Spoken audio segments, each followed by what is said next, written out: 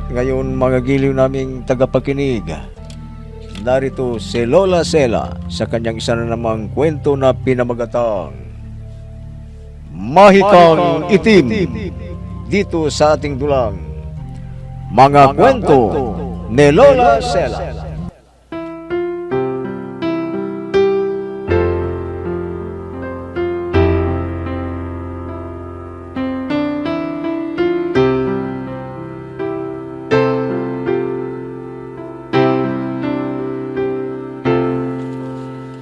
Mga apo, kumusta na kayo? Ito na naman ang Lola Sela ninyo at magkukwento na naman sa inyo. Ang kwento ko ngayon sa inyo ay tungkol sa isang mahikang itim, gumagambala at nambibiktima sa isang bayan. Maraming natatakot dahil napakalakas ng kapangyarihan ng mahikang itim. Mag-aapo, diyan lang kayo at uumpisan ko na ang aking kwento.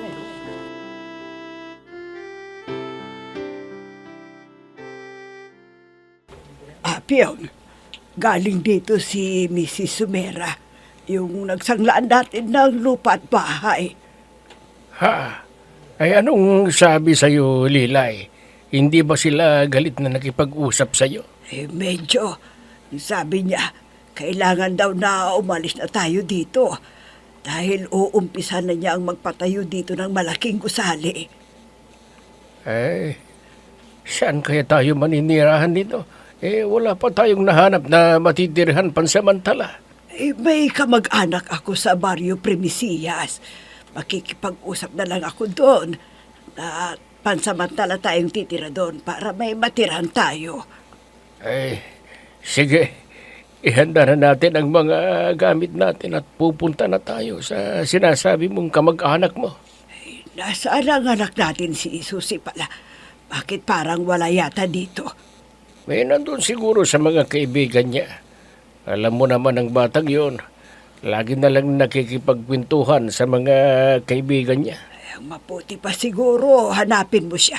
Sunduin mo at sabihin mong ihanda na niya ang mga gamit niya at aalis na tayo sa lugar na to.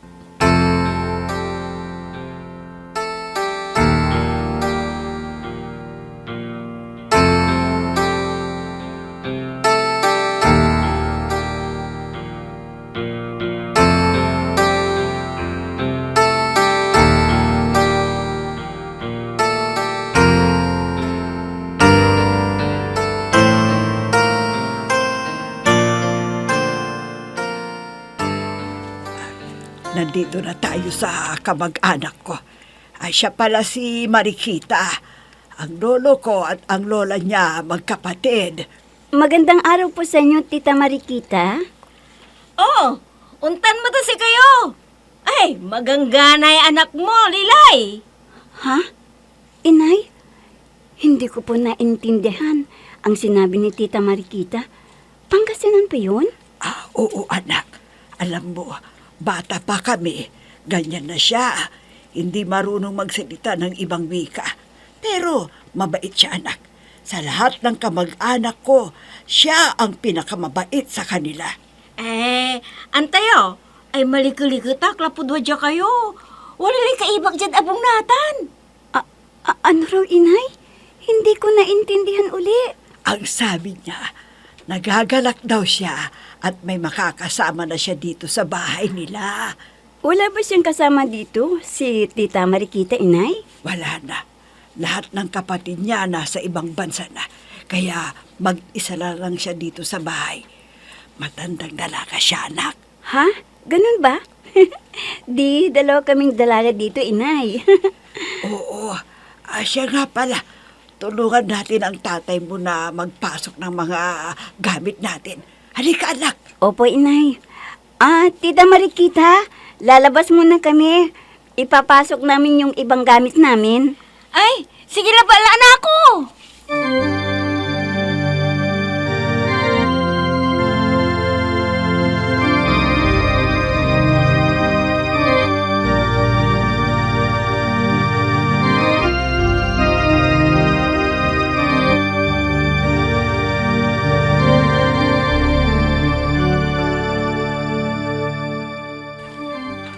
Pare rin may bagong nakatira yan sa bahay ni Aling Marikita. Ano kung may bagong nakatira dyan? Huwag mo na silang pakialaman, pare. Pare, may kasama silang magandang dalaga. Ang amo ng mukha. Kapag nakita mo siya, nako, ewan ko lang, baka ma-inlove ka kaagad sa kanya. Ha? Gusto kong makita yung sinasabi mo, pare. Teka, talaga bang maganda siya? Oo, pare. Kung gusto mo, magpaalam tayo kay Aling Marikita at dadalawin natin siya mamaya. Sige, pare. Ikaw lang makipag-usap kay Aling Marikita. Nagkakaintindi naman kayong dalawa eh. Ang galing mong magpanggasnan eh. Hindi, pare.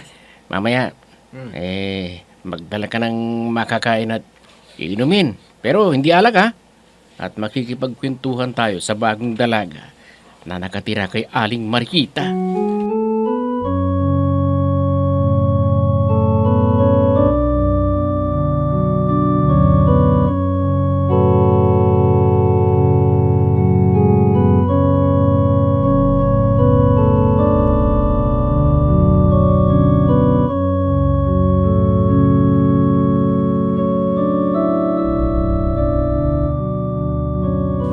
Susi anak, maghanda ka dahil may dalawang binata kanina na pumunta rito.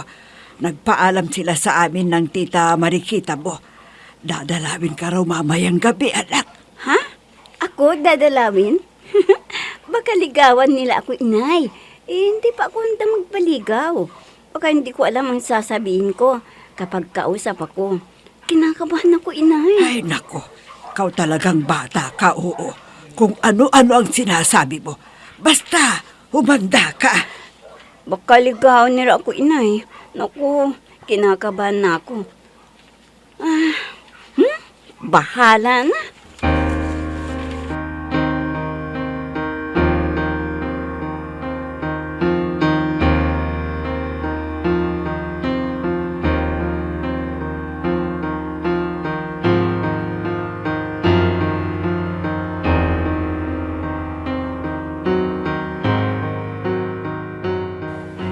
Susi anak, kumakahol na ang mga aso. Baka sila na ang mga yan. Opo. Aling Marikita. Anak, Aling hayal na sila. Sige na. kami. Sindi mo nga yung ilaw sa tapat ng bintana para alam nila na nakahanda tayo sa pagdating nila. Sige Opo, na. inay. Opo. Opo. Ako, kinakabahan ako. Baka hawakan ng kamay ko. Ayusin mo munang maigi ang sarili mo bago mo puntahan at papasukin sa bahay, anak ha. Opo, inay. Marikita. Tama na siguro itong ayos ko. Hindi naman siguro nakakayang humarap sa kanila. O ano, handa ka na ba? Patutuloyin ko na ba sila, anak? Matagal na sila sa labas eh. Baka papakin na sila ng lamok. Opo, inay. Sige, papasukin niyo na po sila. Mga binata, sige na, pumasok na kayo sa bahay.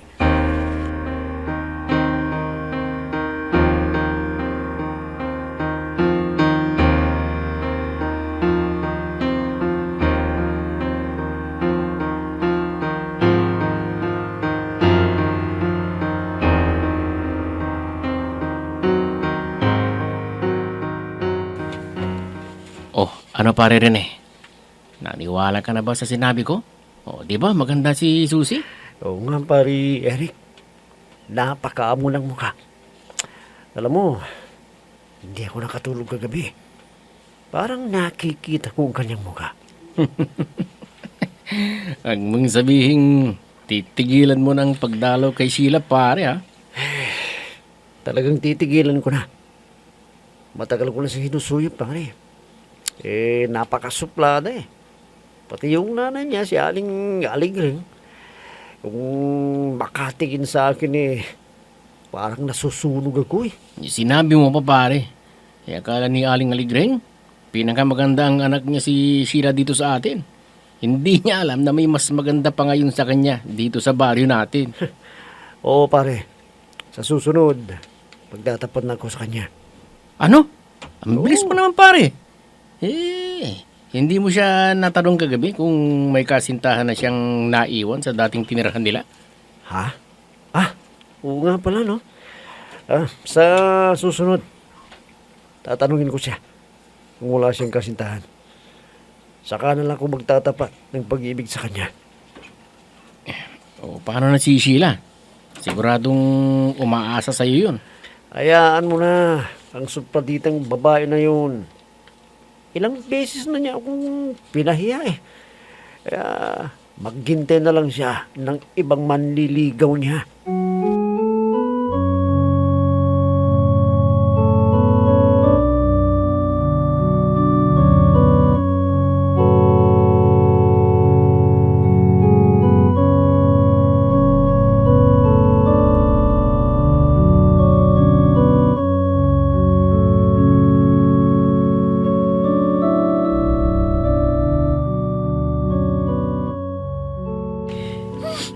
Nakakainis talaga. Sayang ang pagme-makeup ko.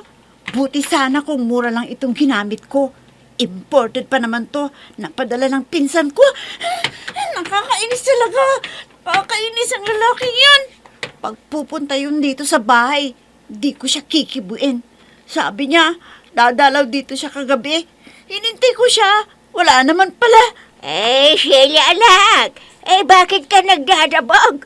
Anong nangyari sa'yo? Si Rene kasi inay, nakakainis. Sabi niya, dadalawin niya ako kagabi. Wala naman siya. Hindi siya dumating. Napuyat tuloy ako sa kahintay sa kanya.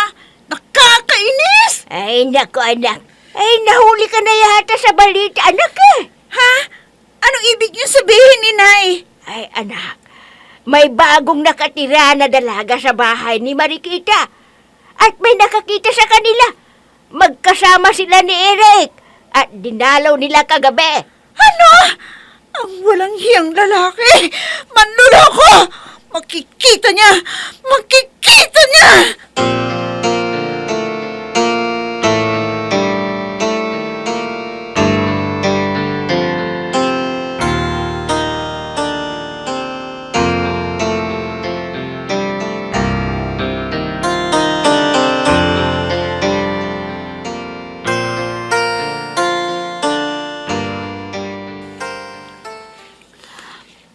Marami na ang nalaglag na tuwing dahon ng punong mangga dito sa harap ng bahay ni Tita Marikita. Walisan ko nga para malinis. Yan. Dami talaga. Susi? Ha? Ikaw pala rin eh. Ang aga-aga mo naman eh. Ang sipag-sipag mo naman. Naglilinis ka pala dito sa harap ng bahay niyo? Marami na kasing nalaglag na tuwing dahon ng punong kahoy. Kaya winawalisan ko. Buti pa siguro tulungan na kita. May isa pa palang ulis dito. Ha? Naku, nakakaya naman sa'yo rin eh. Wag na, ako na lang. Hayaan mo na lang ako. Huwag ka nang mahiya sa akin. Sanay naman ako sa ganitong trabaho eh. Kaya mo na ako. Ikaw ha? Baka mamaya, makita tayo ng kasintahan mo. Magseselos yun. Ha? Sino bang nagsabi sa'yo na may kasintahan na ako? Wala, Susi. Ikaw ang magagalit. Sige, ikaw ang bahala. Hoy! Rene! Patay. Si Sheila.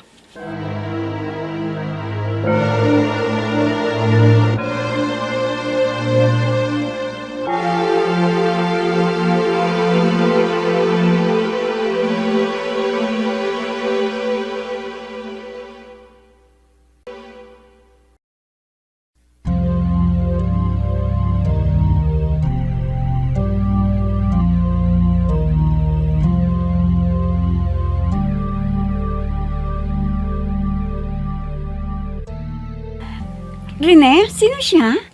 Ha? Juan, siya Sinungaling ka? Sabi mo, dadalawin mo ako kagabi. Napuwi tuloy ako sa kakintay sa'yo.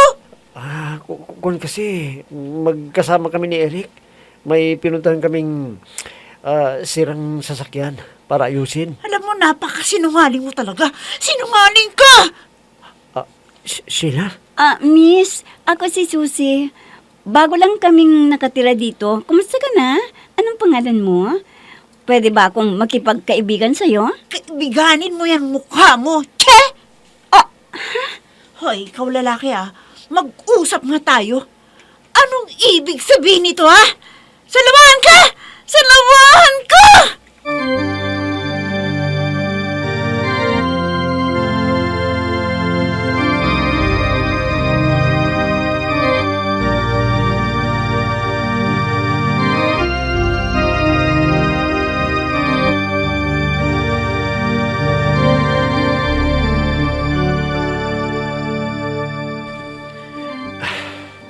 Oh, pare Rene, nadalaw ka.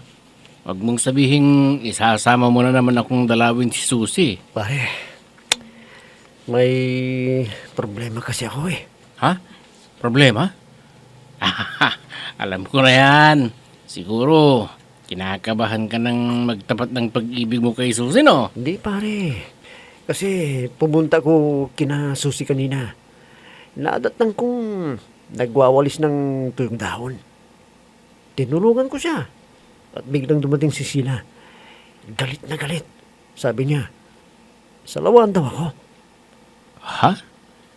Sinabi niya yun sa'yo? O di narinig ni Susi? Oo pare, akala siguro ni Susi.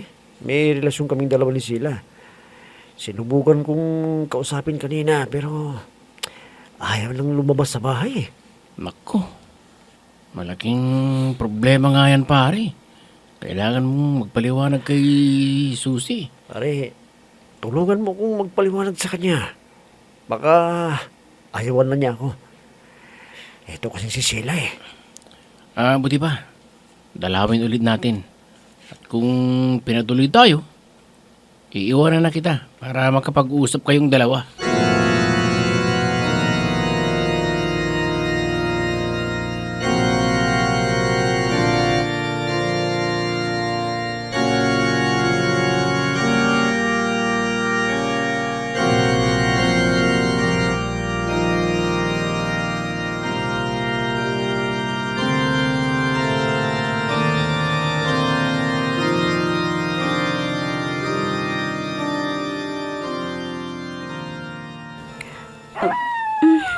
Hindi ako makatulog. Parang iba ang nararamdaman ko. Parang mainit ang aking buong katawan. Ano kaya ang nararamdaman kong ito? Si anak, kanina pa kita napapansin. Di ka mapakali. Ano bang nangyayari sa'yo, Ewan ko ba, inay? Hindi ako makatulog. Kanina ko pa pinipilit matulog. Pero ewan ko ba? Pilitin mong matulog. Ang mabuti pa, uminom ka ng tubig. Uminom na ako, inay. Ano ba itong nararamdaman ko? Inay. Susi, ano nangyayari sa'yo, anak? Inay, kiniginawa ko. Ano? Teka. Ang taas ng lagnat mo, anak. Diyos ko, sandali lang Kukuha ko ng tubig at didimpuan kita para bumaba ang lagnat mo. Sandali Ano bang lang. nangyayari sa akin? Ngayon ko lang naramdaman ito. Giniginawa ko talaga. Inay! Inay! Dalian ninyo! Giniginawa ko! Inay!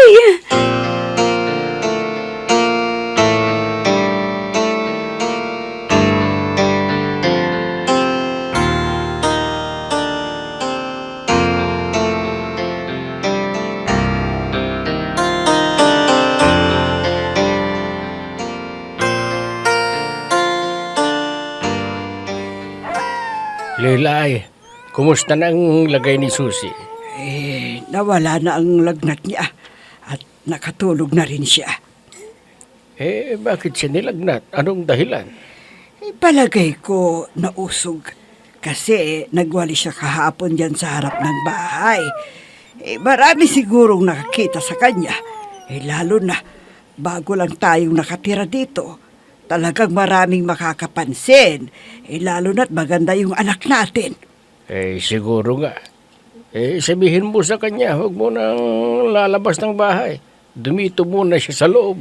At alam mo, Apyong, may napansin ako kagabi.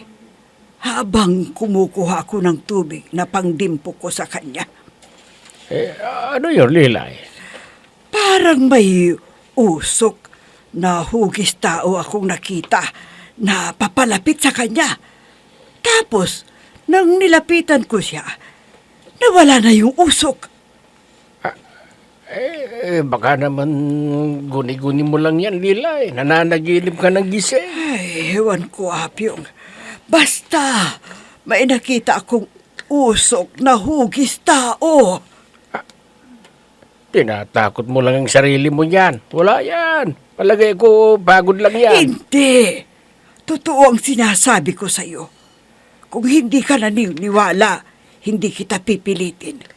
Pero, talagang nakakita ako ng usok na hugis tao.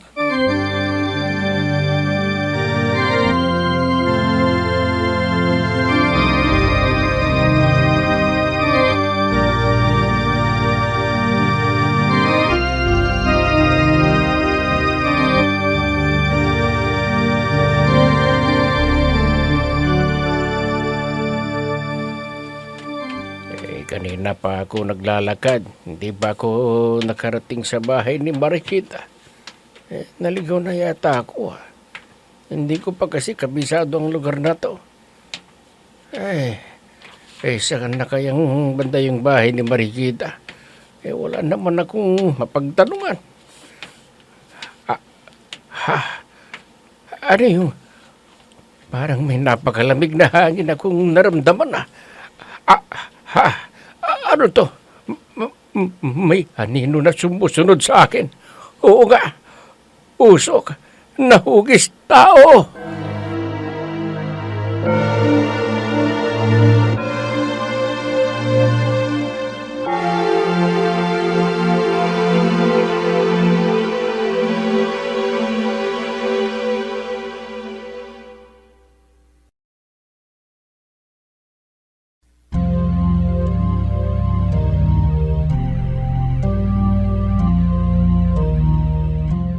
Ano kaya ang usok na hugis tao na nakita ni Lilay at Apyong?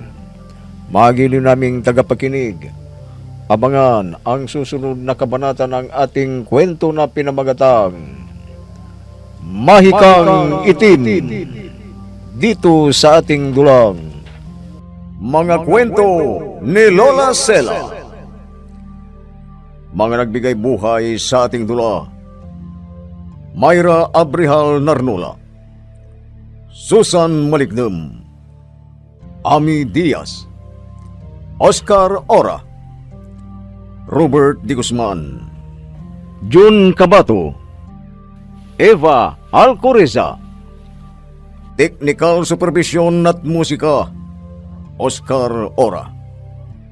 Nilapatan ng tunog, Robert D. Guzman. Sa panulat at direksyon, Emma Dalupe. Mga kwento ni Lola Sela. Inihahandog ng IFRE Recording Studio para sa pambansang radyo ng Pilipinas, Bombo Radio, Philippines.